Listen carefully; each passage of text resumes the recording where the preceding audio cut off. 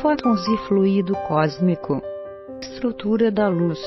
Clerk Maxwell, centralizado nos estudos do eletromagnetismo, preverá que todas as irradiações, inclusive a luz visível, pressionam os demais corpos.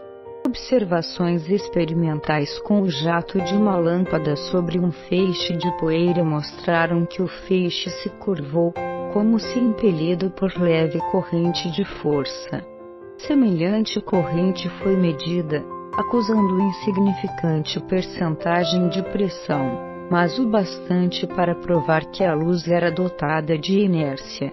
Os físicos eram defrontados pelo problema, quando Einstein, estruturando a sua teoria da relatividade, no princípio do século XX, chegou à conclusão de que a luz, nesse novo aspecto, possuiria peso específico. Isso implicava a existência de massa para a luz. Como conciliar vibração e peso, onda e massa?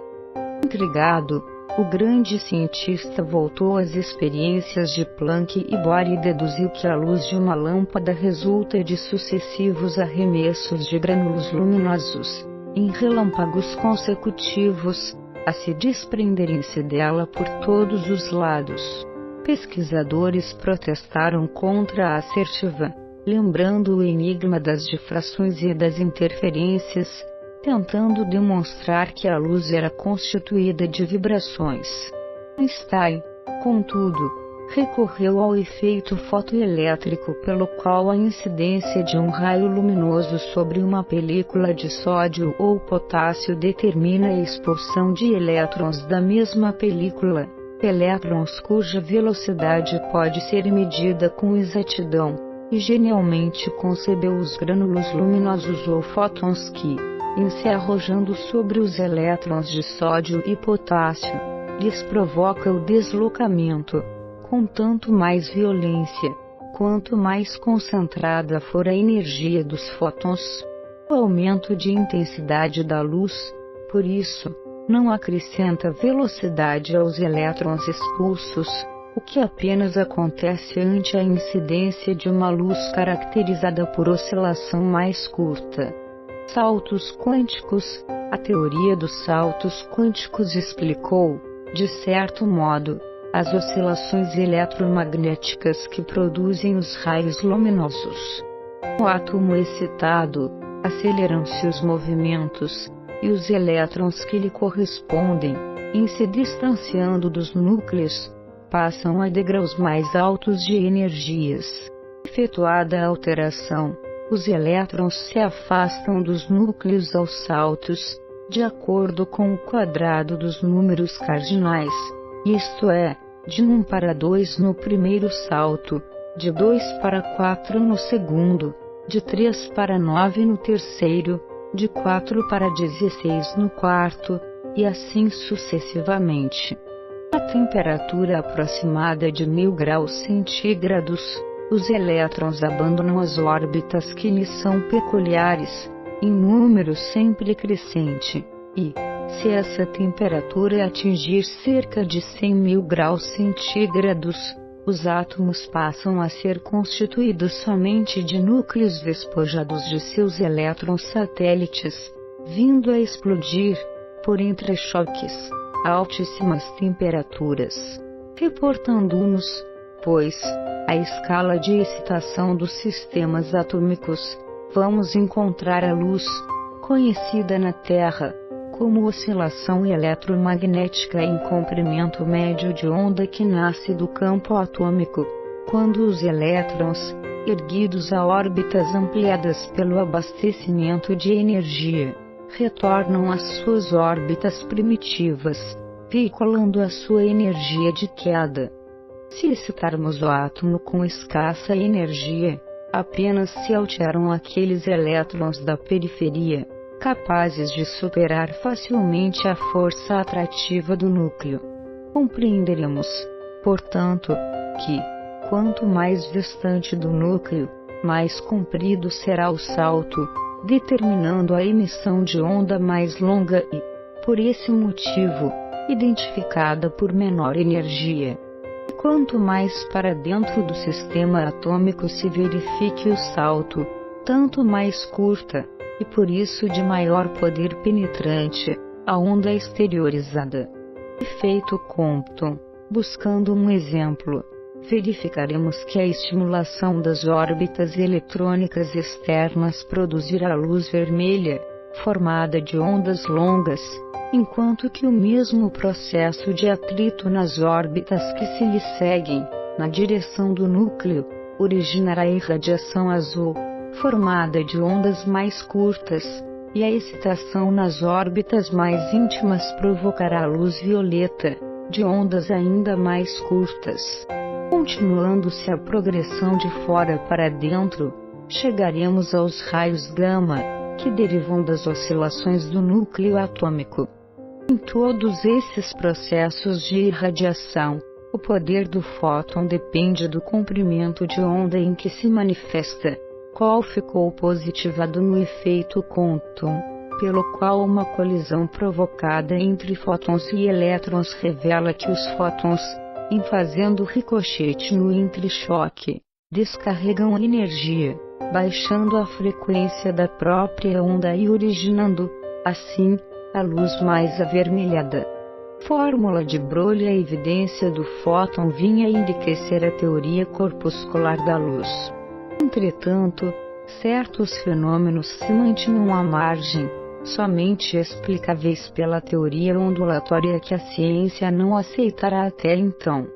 Foi o estudioso físico francês, Louis de Broglie, que compareceu no cenário das contradições, enunciando o seguinte princípio: compreendendo-se que as ondas da luz, em certas circunstâncias, procedem à feição de corpúsculos, por que motivo os corpúsculos de matéria, em determinadas condições, não se comportarão à maneira de ondas.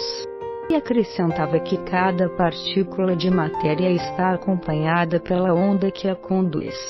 Supondo hostilidades e desafios, devotou-se a minuciosas perquisições e criou a fórmula para definir o comprimento de onda conjugada ao corpúsculo, entendendo-se, desde então, que os elétrons arremessados pela válvula de Röntgen, quando originam oscilações curtas, aproximadamente 10.000 vezes mais reduzidas que as da luz, são transportados por ondas tão curtas como os raios X.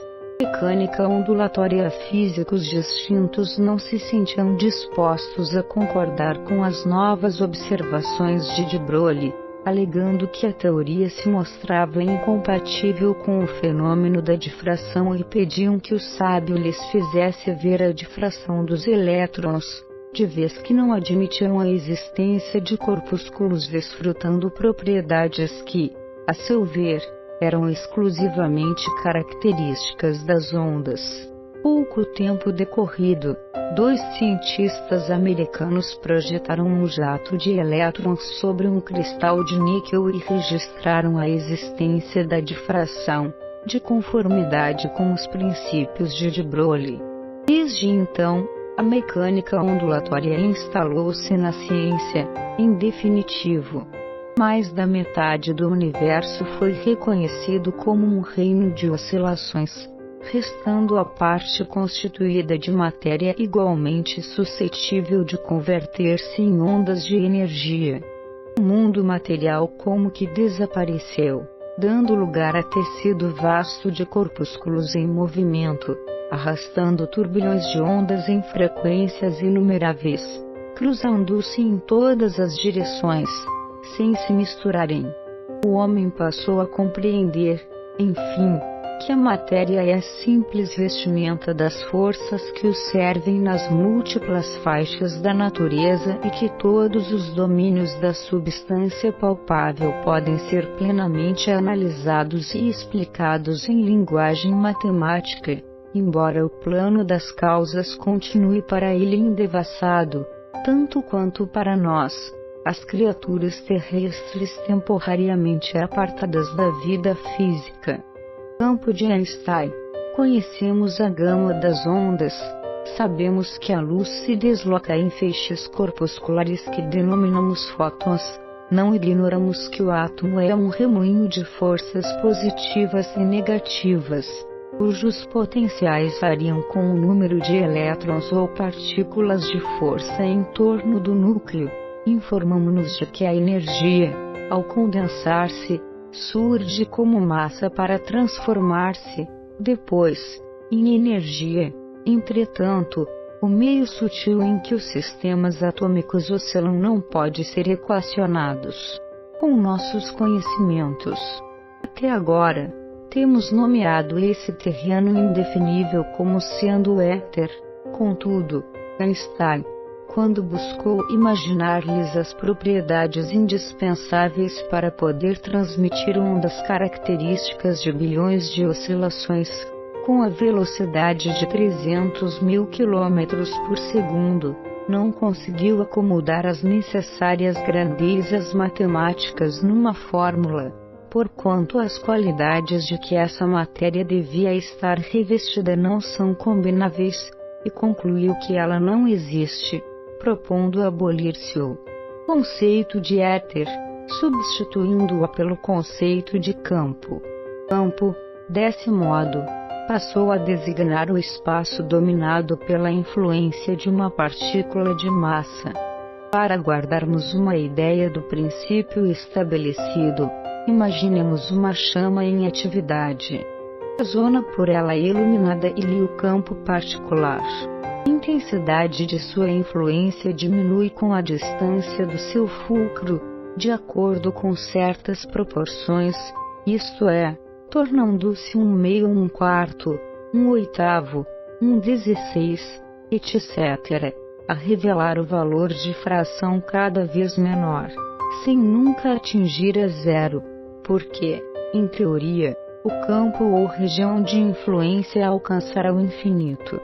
A proposição de Einstein, no entanto, não resolve o problema, porque a indagação quanto à matéria de base para o campo continua desafiando o raciocínio, motivo pelo qual, escrevendo da esfera extrafísica, na tentativa de analisar, mais acuradamente, o fenômeno da transmissão mediúnica, definiremos o meio sutil em que o universo se equilibra como sendo o fluido cósmico ou o hálito divino, a força para nós inabordável que sustenta a criação.